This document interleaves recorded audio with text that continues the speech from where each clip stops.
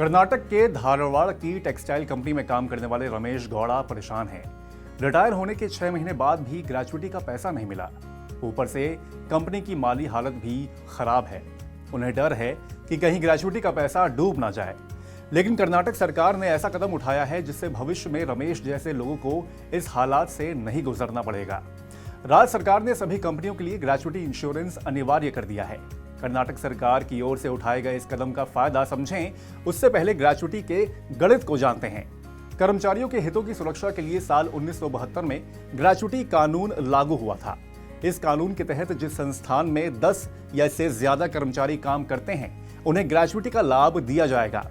ये अनिवार्य रूप से एक वित्तीय लाभ है जो कर्मचारियों को उनके संस्थान के साथ लंबी अवधि तक जुड़ने पर रिवॉर्ड के रूप में दिया जाता है।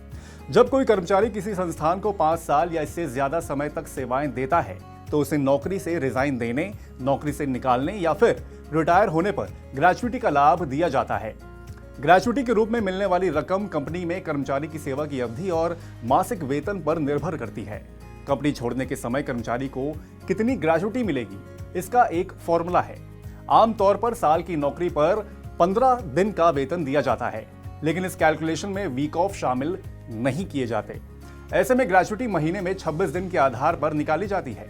एग्जाम्पल के लिए रमेश ने टेक्सटाइल कंपनी में 28 साल नौकरी की है और लास्ट मंथली सैलरी वेतन 30,000 रुपए है, तो उनकी ग्रेच्युटी इस फॉर्मूला के आधार पर निकाली जाएगी। इस तरह रमेश को 4,84,615 रुपए की ग्रेच्युटी मिलेगी। अगर कंपनी चाहे तो साल में 15 दिन से ज्यादा की ग्रेच्युटी भी दे सकती है। कुछ कंपनियां अपनी ब्रांडिंग और कर्मचारियों का भरोसा जीतने के लिए ऐसा करती भी हैं। ग्रेच्युटी की देनदारी को पूरा करने के लिए कुछ कंपनियां ग्रुप ग्रेच्युटी इंश्योरेंस भी लेती हैं। देश में लगभग सभी जीवन बीमा कंपनियां ये प्रोडक्ट बेच रही हैं। सभी कर्मचारियों को समय पर ग्रेच्युटी का भुगतान मिले, इसके लिए कर्नाटक सरकार ने साल 2024 से सभी कंपनियों के लिए ग्रेच्युटी इंश्योरेंस लेना कंपलसरी किया है। अब सवाल यह है कि आखिर ये पॉलिसी कैसे काम करती है। अन्य बीमा कवर की तरह ग्रेच्युटी इंश्योरेंस के लिए सालाना प्रीमियम का भुगतान करना होगा। एग्जाम्पल के लिए एबीसी कंपनी में 100 कर्मचारी हैं। अगर कंपनी ग्रेच्युटी की देनदारी को पूरा करने के लिए इंश्योरेंस लेती है तो इसका सालाना प्रीमियम चुकाना होगा। कंपनी कर्मचारी की हर साल सैलरी बढ़ाती है, इसलिए ग्रेच्युटी के कवर की राशि भी बढ़ेगी। इसलिए हर साल बीमा के प्रीमियम की राशि भी वो बढ़ाती है। सालाना प्रीमियम से कंपनी का ग्रेच्युटी के लिए एक कॉर्पस बन जाता है। इसी फंड में से कर्मचारियों की ग्रेच्युटी का भुगतान होता रहता है। इस तरह ग्रेच्युटी इंश्योरेंस का मतलब है कि अगर कोई कंपनी आर्थिक संकट में फंसती है तो बीमा कंपनी कर्मचारी की ग्रेच्युटी का भुगतान करती रहेगी। इससे रमेश जैसे लोगों को भुगतान के लिए नहीं भटकना पड़ेगा। कंपनी के लिए राहत की बात यह है कि ग्रेच्युटी इंश्योरेंस के प्रीमियम की राशि को कंपनी अपने खर्च में जोड़ सकती है और अपनी सालाना आय में से घटाकर उस पर टैक्स में कटौती का लाभ ले सकती है।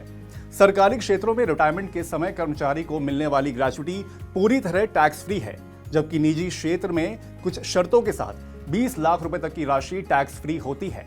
Tax and investment expert Balwant Jain कहते हैं कि कर्नाटक सरकार ने कंपनियों के लिए ग्रेच्युटी इंश्योरेंस अनिवार्य करके सराहनीय पहल की है। इससे कंपनी प्रबंधन को ग्रेच्युटी के भुगतान को लेकर कोई चिंता नहीं करनी होगी। अगर कोई संस्थान वित्तीय संकट में फंसता है तो उसके कर्मचारी ग्रेच्युटी के भुगतान को लेकर बेफिक्र रहेंगे। हर हालात में बीमा कंपनी ग्रेच्युटी का भुगतान करेगी।